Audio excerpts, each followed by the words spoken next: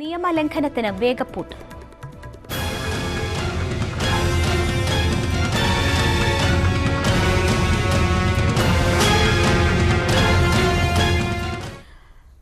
യാത്രക്കാരെ ബസ് ജീവനക്കാർ മർദ്ദിച്ച സംഭവത്തിൽ കല്ലട ബസ് കമ്പനി ഉടമ സുരേഷ് കല്ലടയെ ചോദ്യം ചെയ്യുന്നത് തുടരുന്നു. ഇന്ന് വൈകിട്ട് 4 മണിയോടെയാണ് സുരേഷ് തൃക്കാക്കര അസിസ്റ്റന്റ് കമ്മീഷണർ ഓഫീസിൽ ഹാജരായത്.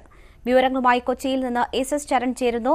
ശരൺ, 4 മണിയോടെ ഹാജരായി. ഇപ്പോൾ 2 മണിക്കൂർ പിന്നിട്ടിരിക്കുകയാണ്. ചോദ്യം ചെയ്യലിനോട് സുരേഷ് സഹകരിക്കുന്നുണ്ടോ? എന്താണ് നമുക്ക് ലഭ്യമാകുന്ന വിവരങ്ങൾ?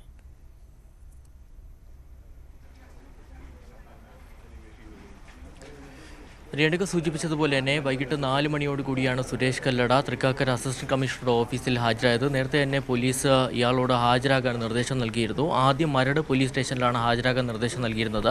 എന്നാൽ ഇത് ഇയാൾ പാലിക്കാത്തൊരു സാഹചര്യത്തിലോട്ടാണ് കാര്യങ്ങൾ പോയത്. പിന്നീട് ഇയാളോട് തൃക്കാക്കര അസിസ്റ്റന്റ് കമ്മീഷണറുടെ ഓഫീസിലും ഹാജരാകാൻ ആവശ്യപ്പെട്ടിരുന്നു. അപ്പോൾ ആശുപത്രിയിൽ ചികിത്സയിലാണെന്നും അതുകൊണ്ട് തന്നെ ഹാജരാകാൻ ഇപ്പോൾ സാഹചര്യം ഇല്ല എന്നുള്ള കാര്യമാണ് ഇയാൾ അന്വേഷണ ഉദ്യോഗസ്ഥരോട് വ്യക്തമാക്കിയത്.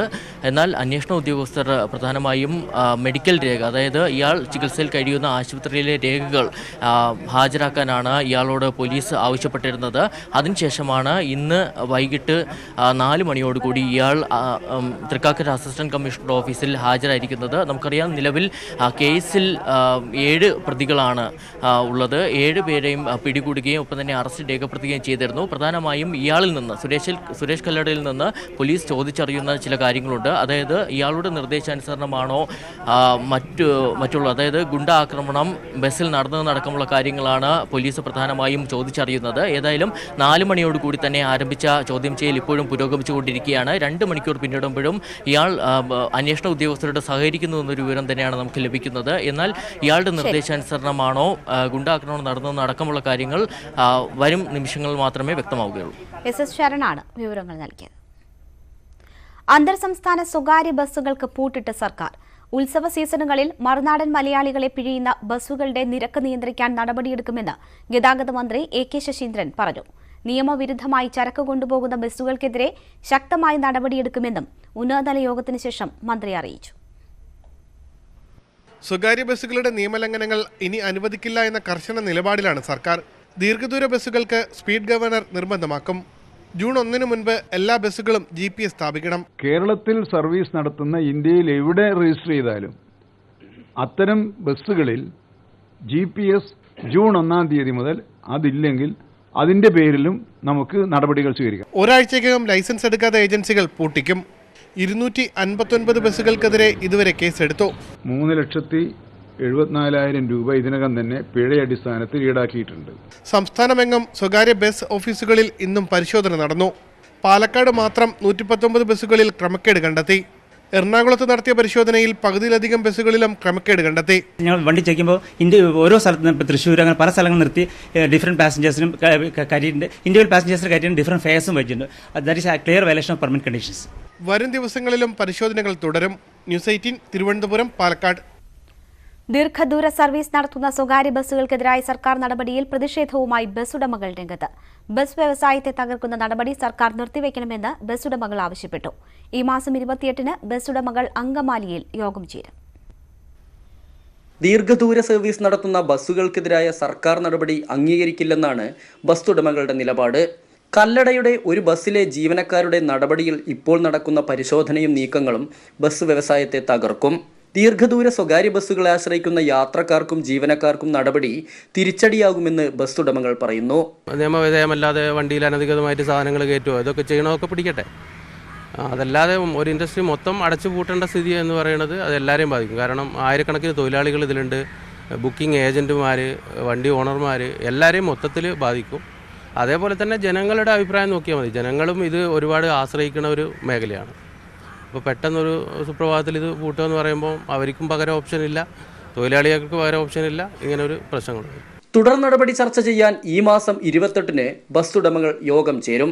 ഗതാഗത മന്ത്രിയുമായി കൂടിക്കാഴ്ച നടത്താനാണ് തീരുമാനം. വിനേഷ് കുമാർ, ന്യൂസ് 18, കോഴിക്കോട്. പ്രധാനമന്ത്രി നരേന്ദ്രമോദിക്കെതിരെ വാരാണസിയിൽ പ്രിയങ്ക ഗാന്ധി മത്സരിക്കുമെന്ന അഭ്യൂഹങ്ങൾക്ക് വിരാമം. കഴിഞ്ഞ തവണ പരാജയപ്പെട്ട അജയ് റായിയെ കോൺഗ്രസ് സ്ഥാനാർത്ഥിയായി പ്രഖ്യാപിച്ചു. മോദിയോട് പരാജയപ്പെട്ടാൽ പ്രിയങ്കയുടെ രാഷ്ട്രീയ ഭാവി പ്രതിസന്ധിയിലാകുമെന്ന വിലയിരുത്തലിന്റെ അടിസ്ഥാനത്തിലാണ് പിന്മാറ്റം. മോഡിയെ വെല്ലാൻ വാരാണസിയിൽ പ്രിയങ്ക ഗാന്ധി ഇറങ്ങുമോ എന്ന ദേശീയ രാഷ്ട്രീയത്തിലെ ആഴ്ചകളായുള്ള ചർച്ചകൾക്കാണ് അവസാനമായത്. മത്സരിക്കാൻ പ്രിയങ്ക സന്നദ്ധത അറിയിച്ചെങ്കിലും വേണ്ടെന്ന നിലപാടെടുത്തത് ഹൈക്കമാൻഡ്. വാരാണസിയിൽ നിന്നുള്ള പ്രാദേശിക നേതാവായ അജയ് റായിയാണ് കോൺഗ്രസ് സ്ഥാനാർത്ഥി. 2014 75,614 വോട്ട് നേടിയ അജയ് റായ് 3ാം സ്ഥാനത്തേക്ക് പിന്തള്ളപ്പെട്ടിരുന്നു. മണ്ഡലത്തിൽ പരിചിതനായ മറ്റൊരു നേതാവില്ലാത്തതാണ് ഇക്കുറിയും റായിക്ക് നറുക്കുവീഴാൻ കാരണം. പ്രിയങ്ക മത്സരിച്ചാൽ മോഡിക്ക് ശക്തമായ വെല്ലുവിളി ഉയർത്താൻ കഴിയുമെന്ന് ഉത്തർപ്രദേശ് PCCയും ഒരു വിഭാഗം നേതാക്കളും ഹൈക്കമാൻഡിനെ അറിയിച്ചിരുന്നു. എന്നാൽ മോഡിയോട് പരാജയപ്പെട്ടാൽ ഭാവിയിൽ പ്രിയങ്കയ്ക്ക് വലിയ രാഷ്ട്രീയ ക്ഷീണമുണ്ടാക്കുമെന്നാണ് നേതൃത്വത്തിന്റെ വിലയിരുത്തൽ. ഉത്തർപ്രദേശിന്റെ ഭാവി മുഖ്യമന്ത്രിയായി ഉയർത്തിക്കാട്ടാനുള്ള ശ്രമങ്ങൾക്കും തിരിച്ചടിയാകും. കിഴക്കൻ UPയിലെ അവശേഷിക്കുന്ന മണ്ഡലങ്ങളിലെ പ്രചാരണത്തിനും എത്താൻ കഴിയില്ല. മറ്റ് സംസ്ഥാനങ്ങളിലെ പ്രിയങ്കയുടെ പ്രചാരണത്തെയും ബാധിക്കുമെന്നതും പരിഗണിച്ചാണ് ഹൈക്കമാൻഡ് തീരുമാനം. അതേസമയം രാഹുൽ ഗാന്ധി 2 മണ്ഡലങ്ങളിലും വിജയിക്കുകയാണെങ്കിൽ അദ്ദേഹം വയനാട് നിലനിർത്തിയേക്കും. ഗാന്ധി കുടുംബത്തിന്റെ പരമ്പരാഗത മണ്ഡലമായ അമേത്തിയിൽ നിന്ന് പ്രിയങ്കയെ ലോക്സഭയിൽ എത്തിക്കാമെന്നാണ് നേതാക്കളുടെ കണക്കുകൂട്ടൽ. M Unnikrishnan, news 18, Delhi. വാരാണസിയിൽ നാളെ നാമനിർദ്ദേശ പത്രിക സമർപ്പിക്കുന്നതിന് മുന്നോടിയായുള്ള പ്രധാനമന്ത്രി നരേന്ദ്രമോദിയുടെ റാലി തുടങ്ങി. 7 കിലോമീറ്റർ റോഡ് ഷോയിൽ 150 കേന്ദ്രങ്ങളിൽ മോദിക്ക് സ്വീകരണം നൽകും. NDAയിലെ പ്രമുഖ നേതാക്കൾ റോഡ് ഷോയിൽ പങ്കെടുക്കുന്നുണ്ട്. വിവരങ്ങളുമായി KP അഭിലാഷ് ചേരുന്നു. അഭിലാഷ്, വലിയ ശക്തിപ്രകടനം എന്ന നിലയിലാണോ NDA ഈ റാലി നടത്തുന്നത്? എന്താണ് അവിടെ നിന്നുമുള്ള വിവരങ്ങൾ? പ്രധാനമന്ത്രി നരേന്ദ്രമോദിയുടെ വാരാണസിയിലെ പത്രികാ സമർപ്പണം അക്ഷരാർത്ഥത്തിൽ BJPയുടെ ശക്തി പ്രകടനമായി തന്നെ മാറിയിരിക്കുകയാണ്. 10,000-കണക്കിന് BJP പ്രവർത്തകരുടെയും അണികളുടെയും ഇടയിലൂടെയാണ് 7 കിലോമീറ്റർ ദൈർഘ്യമുള്ള റോഡ് ഷോ ഇപ്പോൾ കടന്നുപോയിക്കൊണ്ടിരിക്കുന്നത്. 150 കേന്ദ്രങ്ങളിലാണ് പ്രധാനമന്ത്രിക്ക് ഈ 7 കിലോമീറ്ററിനുള്ളിൽ സ്വീകരണം ഒരുക്കിയിട്ടുള്ളത്. അതിൽ മുസ്ലിം ഭൂരിപക്ഷ മേഖലയായ മദൻപുരിയിൽ ഉൾപ്പെടെയുള്ള കേന്ദ്രങ്ങളിലാണ് സ്വീകരണം ഏറ്റുവാങ്ങിക്കൊണ്ടിരിക്കുന്നത്. വൈകിട്ട് ഇന്ന് ദശാശ്വമേധ് ക്ഷേത്രത്തിൽ ആണ് ഈ റാലി അവസാനിക്കാൻ പോകുന്നത്. നേരത്തെ ബനാറസ് ഹിന്ദു സർവകലാശാലയുടെ സ്ഥാപകൻ കൂടിയായ മദൻ മോഹൻ മാളവിയുടെ പ്രതിമയിൽ പുഷ്പാർച്ചന നടത്തിയ ശേഷമായിരുന്നു ബനാറസിൽ നിന്നുള്ള റാലി ആരംഭിച്ചത്. രാത്രിയോടുകൂടി മാത്രമാണ് ഈ റാലി ഇന്ന് അവസാനിക്കുക. ദശാശ്വമേധ് ക്ഷേത്രത്തിൽ നടക്കുന്ന പ്രത്യേക പൂജയിൽ പ്രധാനമന്ത്രി പങ്കെടുക്കുന്നതിനോടൊപ്പം ഗംഗാ ആരതിയും നടത്തും. നാളെ രാവിലെ പ്രധാനമന്ത്രി 9 മണിക്ക് ബൂത്ത് തല പ്രവർത്തകരുമായി ആശയവിനിമയം നടത്തും. അതിനുശേഷം 10 മണിക്ക് കാലഭൈരവ ക്ഷേത്രത്തിൽ ദർശനം നടത്തിയ ശേഷമായിരിക്കും പത്രിക സമർപ്പിക്കുന്നതിന് വേണ്ടി പുറപ്പെടുക. പത്രിക സമർപ്പണത്തിന് പുറപ്പെടുന്നതും ചെറിയ ഒരു റാലിയുടെ മാതൃകയിൽ തന്നെയായിരിക്കും. മുതിർന്ന നേതാക്കൾ പ്രത്യേകിച്ച്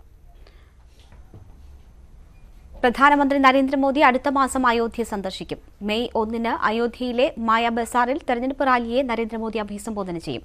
പ്രധാനമന്ത്രിയായ ശേഷം ആദ്യമായാണ് നരേന്ദ്രമോദി അയോധ്യയിൽ എത്തുന്നത്. അയോധ്യ സ്ഥിതി ചെയ്യുന്ന ഫൈസാബാദ് മണ്ഡലത്തിൽ മെയ് 6 തെരഞ്ഞെടുപ്പ്. മോദിയുടെ അയോധ്യ സന്ദർശനം സമീപ മണ്ഡലങ്ങളിൽ BJP തരംഗമുണ്ടാക്കുമെന്നാണ് പാർട്ടി പ്രവർത്തകരുടെ പ്രതീക്ഷ. ചീഫ് ജസ്റ്റിസിനെതിരായ ലൈംഗികാരോപണത്തിൽ ഗൂഢാലോചന നടന്നിട്ടുണ്ടോ എന്ന് സുപ്രീംകോടതി അന്വേഷിക്കും. മുൻ ജഡ്ജി AK പട്നായിക് അധ്യക്ഷനായ സമിതിയെ സംയുക്ത അന്വേഷണ സംഘം സഹായിക്കും. പണക്കാർക്ക് കോടതിയെ നിയന്ത്രിക്കാനാകില്ലെന്ന് സുപ്രീംകോടതി മുന്നറിയിപ്പ് നൽകി. അന്വേഷണത്തിന്റെ പശ്ചാത്തലത്തിൽ ചീഫ് ജസ്റ്റിസ് മാറി നിൽക്കണമെന്ന് മുതിർന്ന അഭിഭാഷക ഇന്ദിര ജയ്സിംഗ് ആവശ്യപ്പെട്ടു. ചീഫ് ജസ്റ്റിസിനെ ലൈംഗിക പീഡന പരാതിയിൽ കൊടുക്കാൻ വൻ ഗൂഢാലോചന നടന്നുവെന്ന ആരോപണം പ്രാഥമികമായി പരിശോധിച്ച ശേഷമാണ് അന്വേഷണത്തിനുള്ള സുപ്രീം കോടതി ഉത്തരവ്. പുറത്താക്കപ്പെട്ട 2 സുപ്രീം കോടതി ജീവനക്കാർ പ്രമുഖ കോർപ്പറേറ്റ് സ്ഥാപനത്തിനു വേണ്ടി ഗൂഢാലോചന നടത്തിയെന്നാണ് അഡ്വക്കേറ്റ് ഉത്സവ് ബെയിൻസ് ഉന്നയിച്ച ആരോപണം. മുൻ ജഡ്ജി AK പട്നായിക് ആരോപണം പരിശോധിച്ച് മുദ്രവെച്ച കവറിൽ റിപ്പോർട്ട് സമർപ്പിക്കണമെന്ന് കോടതി ഉത്തരവിട്ടു. ഡൽഹി പോലീസ്, IB, CBI എന്നിവയുടെ സഹായം ജസ്റ്റിസ് പട്നായിക്കിന് ലഭ്യമാക്കാം. ചീഫ് ജസ്റ്റിസിനെതിരായ ലൈംഗികാരോപണത്തിലെ അന്വേഷണത്തെ ഗൂഢാലോചന കേസിലെ അന്വേഷണം സ്വാധീനിക്കില്ലെന്ന് കോടതി വ്യക്തമാക്കിയിട്ടുണ്ട്. എങ്കിലും അന്വേഷണം നേരിടുന്നതിനാൽ ചീഫ് ജസ്റ്റിസ് ചുമതലകളിൽ നിന്ന് മാറി നിൽക്കണമെന്ന ആവശ്യമുയർന്നു. രാജ്യത്തെ പണക്കാർക്ക് കോടതിയെ നിയന്ത്രിക്കാനാകില്ലെന്നും അവർ കളിക്കുന്നത് തീക്കളിയാണെന്നും ഉത്തരവിറക്കും മുമ്പ് ജസ്റ്റിസ് അരുൺ മിശ്ര അധ്യക്ഷനായ ബെഞ്ച് നിരീക്ഷിച്ചു. അതേസമയം ചീഫ് ജസ്റ്റിസിനെതിരായ ലൈംഗികാരോപണം അന്വേഷിക്കുന്ന ആഭ്യന്തര സമിതിയിൽ നിന്ന് ജസ്റ്റിസ് NV രമണ പിന്മാറി. രമണയെ സമിതിയിൽ ഉൾപ്പെടുത്തിയത് ചീഫ് ജസ്റ്റിസിന്റെ താൽപര്യപ്രകാരമാണെന്ന് യുവതി ആരോപിച്ചിരുന്നു. ജസ്റ്റിസ് SA ബോബ്ഡെ അധ്യക്ഷനായ ആഭ്യന്തര സമിതി നാളെ യുവതിയുടെ വാദം കേൾക്കും. ഗൂഢാലോചനാ വിവാദം അന്വേഷിക്കുമ്പോൾ തന്നെ ചീഫ് ജസ്റ്റിസിനെതിരായ പരാതിയിലെ നടപടികളെ സ്വാധീനിക്കാതെ യുവതിക്ക് സ്വാഭാവിക നീതി ഉറപ്പാക്കൂ എന്നതാണ് സുപ്രീം കോടതിക്ക് മുന്നിലുള്ള വെല്ലുവിളി. സുപ്രീം കോടതിയിൽ നിന്നും ക്യാമറാമാൻ ബിനു ബേസിലിനൊപ്പം എം ഉണ്ണികൃഷ്ണൻ, ന്യൂസ് 18. കേരളത്തിൽ ശക്തമായ മഴയ്ക്കും കടൽക്ഷോഭത്തിനും സാധ്യതയെന്ന് കാലാവസ്ഥാ നിരീക്ഷണ കേന്ദ്രം. ഇന്ത്യൻ മഹാസമുദ്രത്തിൽ ന്യൂനമർദ്ദം രൂപപ്പെട്ട് ചുഴലിക്കാറ്റായി മാറും. മത്സ്യത്തൊഴിലാളികൾ കടലിൽ പോകരുതെന്ന് മുന്നറിയിപ്പുണ്ട്. കടൽക്ഷോഭം ശക്തമായ തിരുവനന്തപുരത്ത് 19 കുടുംബങ്ങളെ മാറ്റിപ്പാർപ്പിച്ചു. ദക്ഷിണ ബംഗാൾ ഉൾക്കടലിൽ ശ്രീലങ്കൻ ഭാഗത്ത് ന്യൂനമർദ്ദം രൂപപ്പെടുമെന്നാണ് കേന്ദ്ര കാലാവസ്ഥാ നിരീക്ഷണ കേന്ദ്രത്തിന്റെ പ്രവചനം. തുടർന്ന് ഇത് തീവ്ര ന്യൂനമർദ്ദവും ചുഴലിക്കാറ്റുമായി പരിണമിക്കും. തമിഴ്നാട് തീരത്ത് ശക്തമായി വീശിയടിക്കുന്ന ചുഴലിക്കാറ്റിന്റെ ഭാഗമായി കേരളത്തിലും കർണാടകത്തിലും ശക്തമായ മഴ പെയ്യും. കടൽ പ്രക്ഷുബ്ധമാകുമെന്നതിനാൽ നാളെ മുതൽ മത്സ്യത്തൊഴിലാളികൾ കടലിൽ പോകരുതെന്നാണ് നിർദ്ദേശം. തിരുവനന്തപുരം വലിയതുറ ഭാഗത്തെ കടൽക്ഷോഭം ഇപ്പോഴും ശക്തമാണ്. കടലാക്രമണം രൂക്ഷമായി വരികയാണ്. ഇനിയുള്ള ദിവസങ്ങളിലും കുറച്ചുകൂടി ശക്തിപ്പെടുമെന്ന രീതിയിലുള്ള മുന്നറിയിപ്പാണ് കാലാവസ്ഥാ നിരീക്ഷണ കേന്ദ്രം ഉൾപ്പെടെയുള്ളവർ നൽകിയിട്ടുള്ളത്. വലിയതുറയിൽ 9 വീടുകൾ പൂർണ്ണമായി തകർന്നു. 19 കുടുംബങ്ങളിലെ 69 പേരെ ദുരിതാശ്വാസ ക്യാമ്പുകളിലേക്ക് മാറ്റി. എന്നാൽ സർക്കാരിന്റെ ഭാഗത്തു നിന്നും യാതൊരു സഹായവും ലഭിക്കുന്നില്ലെന്ന് മത്സ്യത്തൊഴിലാളികൾ ആരോപിച്ചു. അവരിങ്ങനെ വന്ന് നോക്കിയിട്ട് പോകും. എന്തെങ്കിലും പ്രശ്നമായി കഴിഞ്ഞാൽ പറയും ആ സ്കൂളിൽ പോയി കിടക്ക്, അല്ലെങ്കിൽ അവിടെ ഗോഡൗണിലുണ്ട്, ഗോഡൗണിൽ തുറന്നു തരാം, അവിടെ പോയി കിടക്ക് എന്ന് പറഞ്ഞ് വളരെ ലാഘവത്തോടെ അവർ പറഞ്ഞിട്ടങ്ങ് പോവുകയാണ്. കടൽക്ഷോഭം ശക്തമാകുമെന്ന മുന്നറിയിപ്പിനെ തുടർന്ന് കനത്ത ജാഗ്രതയിലാണ് തീരദേശം. വരും ദിവസങ്ങളിലും സ്ഥിതി തുടർന്നാൽ പലർക്കും തീരം വിടേണ്ടി വരും. VS Anu, news 18, Thiruvananthapuram. ലോക്സഭാ തെരഞ്ഞെടുപ്പിൽ സംസ്ഥാന വ്യാപകമായി BJP UDFന് വോട്ട് മറിച്ചെന്ന ആരോപണവുമായി CPM. വടക്കൻ കേരളത്തിലെ വിജയത്തെ ഇത് ബാധിക്കുമെന്ന കണക്കുകൂട്ടലിലാണ് പാർട്ടി. എന്നാൽ ഈ വാദം തള്ളി കോൺഗ്രസും BJPയും രംഗത്തെത്തി. തെരഞ്ഞെടുപ്പ് വിലയിരുത്തലിനായി നാളെ CPM സംസ്ഥാന സെക്രട്ടേറിയറ്റ് യോഗം ചേരും. BJP വോട്ട് മറിച്ചില്ലെങ്കിൽ 14 സീറ്റിലെങ്കിലും വിജയിക്കുമെന്നായിരുന്നു CPM കണക്കുകൂട്ടൽ. എന്നാൽ തിരഞ്ഞെടുപ്പിന് ശേഷം നേതാക്കൾക്ക് ഈ ആത്മവിശ്വാസമില്ല. വടക്കൻ കേരളത്തിലെ മണ്ഡലങ്ങളിലെ വിജയത്തെ വോട്ടുമറിക്കൽ ബാധിക്കുമെന്നാണ് പാർട്ടി വിലയിരുത്തുന്നത്. പലയിടത്തും കാണാൻ കഴിഞ്ഞത് കോൺഗ്രസിനും BJPക്കും കൂടി ഒറ്റ ബൂത്തായിരുന്നു. BJPക്ക് എവിടെയും പ്രത്യക്ഷത്തിൽ അങ്ങനെ ഒരു സംവിധാനം ഉണ്ടായിരുന്നില്ല. ഉള്ളത് തന്നെ മറ്റൊരുമായി ചേർന്നിട്ടാണ് പലയിടത്തും നടത്തിയത്. കാരണം അവർക്ക് വേറെ വേണ്ട, ഇത് രണ്ടു കൂട്ടർ ഒരേ ലക്ഷ്യമായതുകൊണ്ട് വേണ്ട. വടകരയിൽ P ജയരാജനെതിരെ RSSും ന്യൂനപക്ഷങ്ങളും ഒരുപോലെ രംഗത്ത് വന്നു. കാസർഗോഡ്, കണ്ണൂർ, കോഴിക്കോട്, ആലത്തൂർ, കൊല്ലം എന്നിവിടങ്ങളിൽ BJP വോട്ടുകൾ വലിയ തോതിൽ UDFിലേക്ക് പോയി. മോദി വിരുദ്ധ വികാരവും BJP വീണ്ടും അധികാരത്തിൽ വരുന്നതിൽ ന്യൂനപക്ഷങ്ങൾക്കുള്ള ആശങ്കയും UDF അനുകൂല തരംഗമുണ്ടാക്കാൻ ഇടയുണ്ടെന്നാണ് വിലയിരുത്തൽ. മുൻപുള്ളതുപോലെ ക്രൈസ്തവ വോട്ടുകളും വലിയ അളവിൽ ഇടതുപക്ഷത്തേക്ക് വന്നില്ലെന്ന കണക്കുകൂട്ടലുമുണ്ട്. തിരഞ്ഞെടുപ്പ് വിലയിരുത്തലിനായി നാളെ CPM സംസ്ഥാന സെക്രട്ടേറിയറ്റ് യോഗം ചേരും. BJP വോട്ടുകൾ UDFന് മറഞ്ഞെന്ന വാദം തള്ളി Kozhikode DCC president T Siddique രംഗത്തെത്തി. പരാജയം മുൻകൂട്ടി കണ്ടതിന്റെ അടിസ്ഥാനത്തിൽ ഒഴിവ് കഴിവുകൾ നടത്തിക്കൊണ്ടുള്ള അബദ്ധ ജൽപ്പനങ്ങളുമാണെന്ന് ഉത്തരവാദിത്തത്തോടുകൂടി പറയാൻ ആഗ്രഹിക്കുന്നു. BJP വോട്ടുകൾ എവിടെ പോയെന്ന് CPM നോക്കേണ്ട കാര്യമില്ലെന്ന് K സുരേന്ദ്രൻ പറഞ്ഞു. ഫലം വരുമ്പോൾ സ്വന്തം വോട്ടുകൾ എവിടെ പോയെന്ന് CPM പറയേണ്ടി വരും. ഞങ്ങളുടെ വോട്ടിനെ സംബന്ധിച്ച് ഒരാശങ്കയും CPMന് വേണ്ട. ബാലറ്റ് ബോക്സ് പൊളിക്കുമ്പോൾ CPMന്റെ വോട്ടുകൾ എവിടെ പോയി എന്നുള്ള കണക്ക് ജനങ്ങളോട് പറഞ്ഞാൽ മതി. വടകരയിൽ കോലീബി സഖ്യമെന്ന ഇടതുപക്ഷവാദത്തെ അതിജീവിക്കാൻ കഴിഞ്ഞുവെന്ന് BJP സ്ഥാനാർത്ഥി VK സജീവനും വ്യക്തമാക്കി. News desk, news 18. തിരുവനന്തപുരത്തും പത്തനംതിട്ടയിലും വിജയ സാധ്യതയുണ്ടെന്ന് കൊച്ചിയിൽ RSS വിളിച്ചു ചേർത്ത പരിവാർ സംഘടനകളുടെ യോഗത്തിൽ വിലയിരുത്തൽ. വിജയം ഉറപ്പെന്ന് യോഗത്തിനെത്തിയ കുമ്മനം രാജശേഖരനും K സുരേന്ദ്രനും പ്രതികരിച്ചു. ലോക്സഭാ തെരഞ്ഞെടുപ്പ് പ്രവർത്തന വിലയിരുത്തലിനാണ് RSS, BJP ഉൾപ്പെടുന്ന സംഘപരിവാർ സംഘടനകളുടെ യോഗം വിളിച്ചു ചേർത്തത്.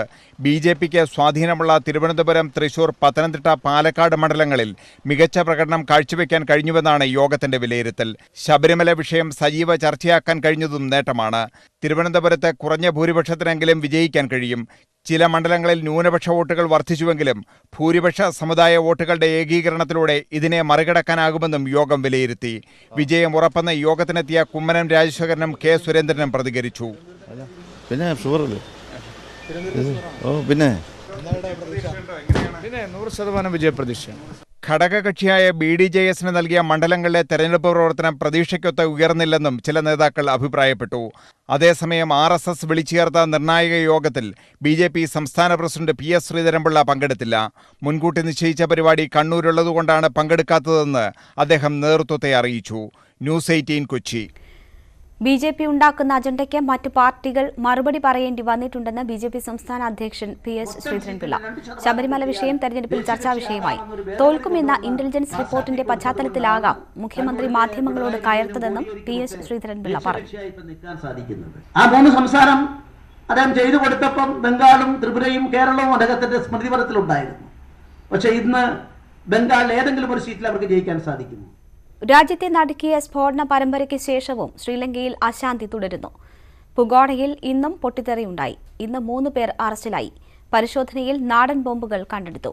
പാർലമെന്റിലടക്കം സുരക്ഷ ശക്തമാക്കി. വിമാനത്താവളത്തിന്റെ പ്രവർത്തനം തടസ്സപ്പെട്ടു. റോഡുകളുടെ അടക്കം നിയന്ത്രണം പട്ടാളം ഏറ്റെടുത്തിരിക്കുകയാണ്. കൊളംബോയിൽ നിന്ന് ന്യൂസ് 18 പ്രതിനിധി പ്രദീപ് പിള്ള തയ്യാറാക്കിയ റിപ്പോർട്ട് കാണാം.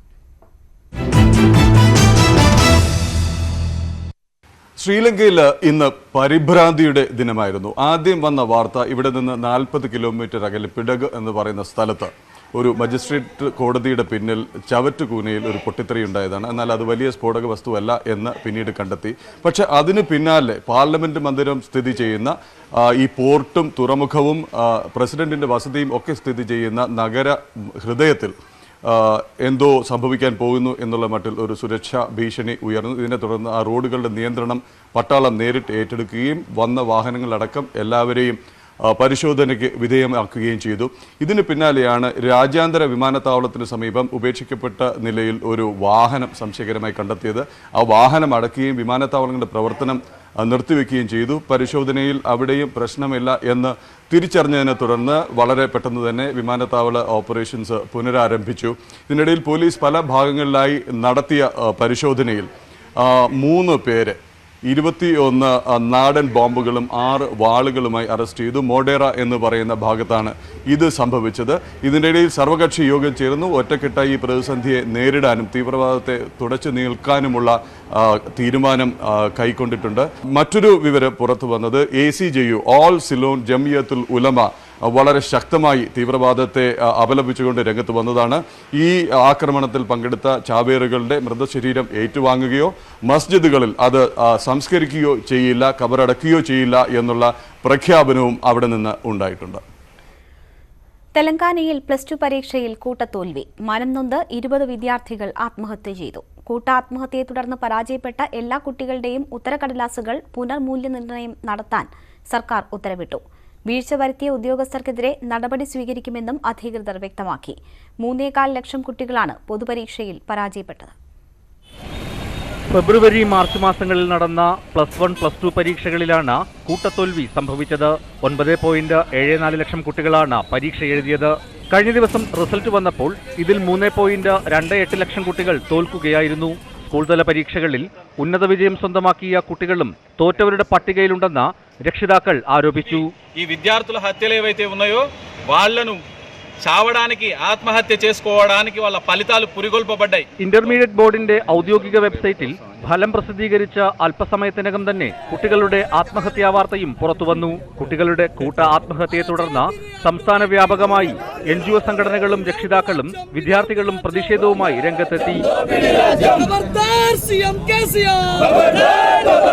തുടർന്ന് തെലങ്കാന ഹൈക്കോടതിയും സംസ്ഥാന സർക്കാരും തോറ്റ കുട്ടികളുടെ പരീക്ഷാ പേപ്പറുകൾ പുനർമൂല്യനിർണ്ണയം നടത്താൻ നിർദ്ദേശിക്കുകയായിരുന്നു. News desk news 18. രാജ്യത്തെ മുൻനിര കാർ നിർമ്മാതാക്കളായ മാരുതി സുസുക്കി ഡീസൽ കാറുകളുടെ നിർമ്മാണം നടത്തുന്നു. മലിനീകരണ നിയന്ത്രണ നിയമങ്ങൾ പാലിക്കുന്നതിന്റെ ഭാഗമായാണ് തീരുമാനം. അടുത്ത വർഷം ഏപ്രിൽ മുതൽ 1500 cc താഴെയുള്ള ഡീസൽ കാറുകൾ നിരത്തിലിറക്കില്ലെന്ന് മാരുതി ചെയർമാൻ RC ഭാർഗവ അറിയിച്ചു.